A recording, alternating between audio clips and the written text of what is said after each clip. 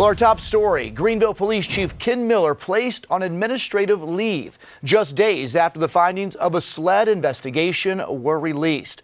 While the solicitor chose not to file charges against Chief Miller, he called his actions, quote, very troubling and questioned the chief's judgment on a decision to drop charges against a wealthy Greenville businessman. And tonight there are some who are calling for the chief's resignation, but others say not so fast. Fox Carolina's Jarvis Robertson continues our coverage on this developing story in downtown Greenville. Well, Cody, the city of Greenville is being very hushed about the Chief Ken Miller and also that interim captain Jason Rampy being placed on administrative leave. However, this 6-page letter from the solicitor David Pasco details why his office could not bring charges. However, it also states why some of the actions the two displayed are troubling.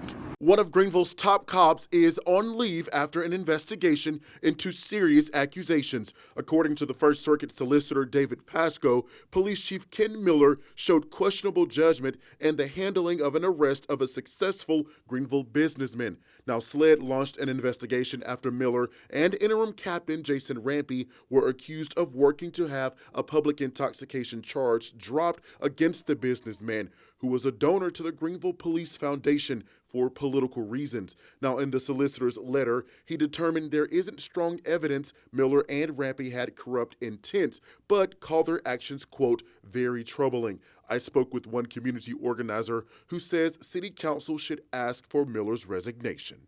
If Ken Miller is not going to execute this job with the impartiality and fairness that it necessitates, then I think the people of Greenville have full reason to doubt his competence. But that sentiment isn't felt across the spectrum. I spoke with a Fraternal Order of Police president. He wouldn't comment specifically on Miller's case, but says the department's reputation should remain intact.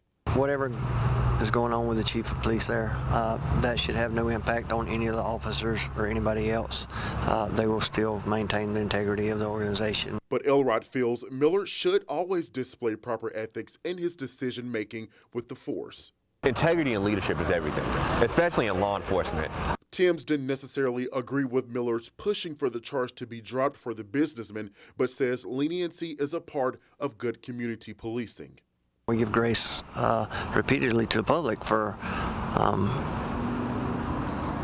multiple reasons. Now, the city, again, is not commenting on the two being placed on administrative leave. Only thing they would tell us earlier today that this is a personnel matter. That's the only thing they would say. Now, we do know that Deputy Chief Howie Thompson for the Greenville Police Department is currently serving as the police chief here. When will Miller and Rampy be reinstated? That we don't know yet, but we will definitely continue to follow this developing story. Reporting live in downtown Greenville, I'm Jarvis Robertson, Fox Carolina, the 10 o'clock news.